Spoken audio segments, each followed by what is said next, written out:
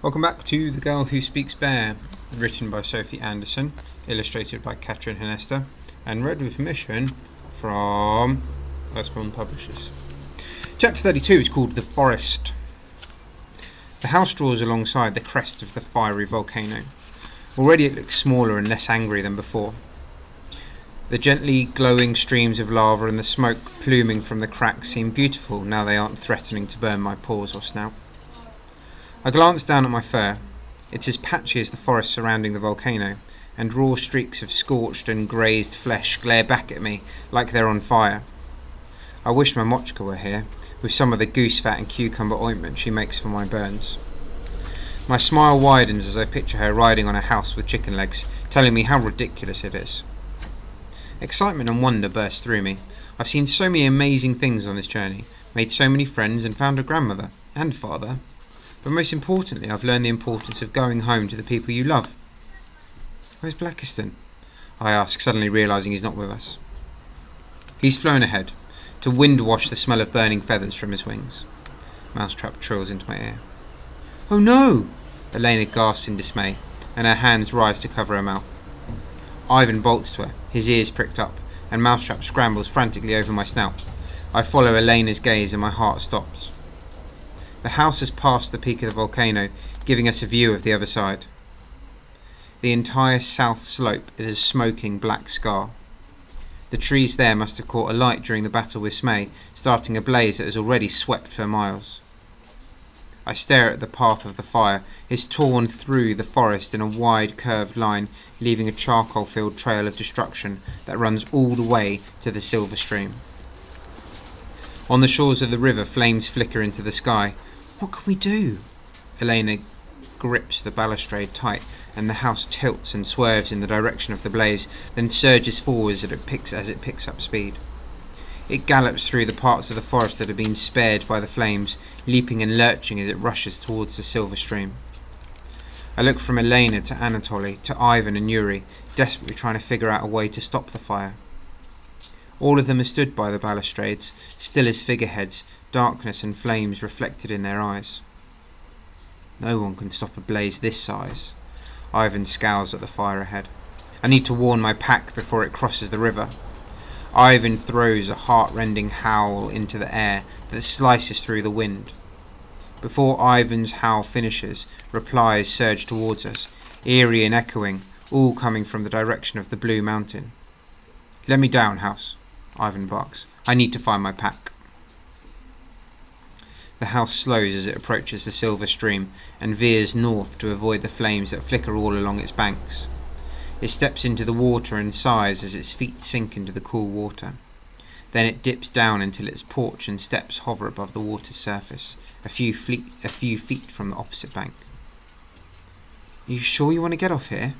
My chest tightens. I don't feel ready to say goodbye to Ivan. It's time for me to return to my pack, Ivan nods.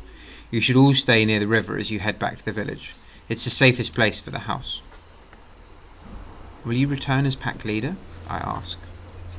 Ivan leaps onto the bank and turns back to me. A smile curves his lips. I've realised being a leader isn't so important after all.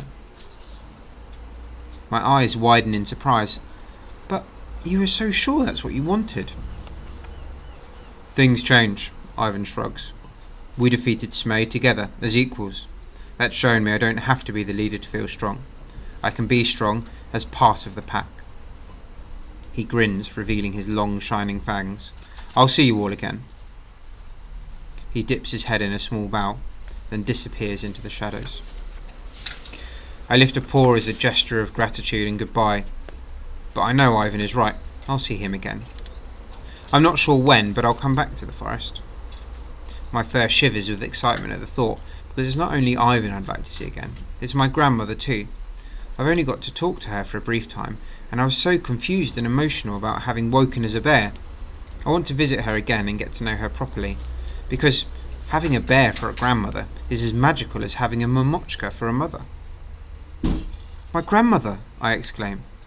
Should we warn her about the fire too? Anatoly looks at the Blue Mountain. She'll see the fire coming from miles away and have plenty of time to retreat further up the mountain, if she needs to. We should carry on south to the village. They might need our help. The house surges up and Elena points downstream. Her face pales. The fire is crossing the river. There, look. She waves her finger frantically, and I peer in the direction she's gesturing. Sparks fly across the river and low shrubs burst into flames on the other side. Within moments the fire blazes up and away, following a long row of pines. The air glows orange behind thick clouds of smoke, and air rushes to fuel the rising flames. The wind is sweeping the fire towards the village, Anatoly frowns. So fast the villagers won't have much time to prepare. The house takes off, picking up speed as it splashes through the river. Yuri squeals as he skids backwards and Elena grips the balustrade tight. Faster, she urges. We need to get to the village. Her eyes well with tears, and I realise Elena is worried about her mother, Valentina, trapped in the village without her help. Mousetrap's claws dig deep into my ear and wind gusts through my fur as the house sprints and splashes through the silver stream.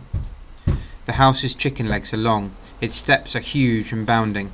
We travel faster than I've ever moved before, faster than a sledge over ice or a 20-strong dog sledge. We speed past the blue mountain. I stare at it until my eyes blur, but finally see the dark shape of my grandmother, walking calmly over snow towards the peak. For a moment I think I see her stop and glance back at me with a smile on her face, but she's so far away and we're travelling so fast, it's probably only my imagination.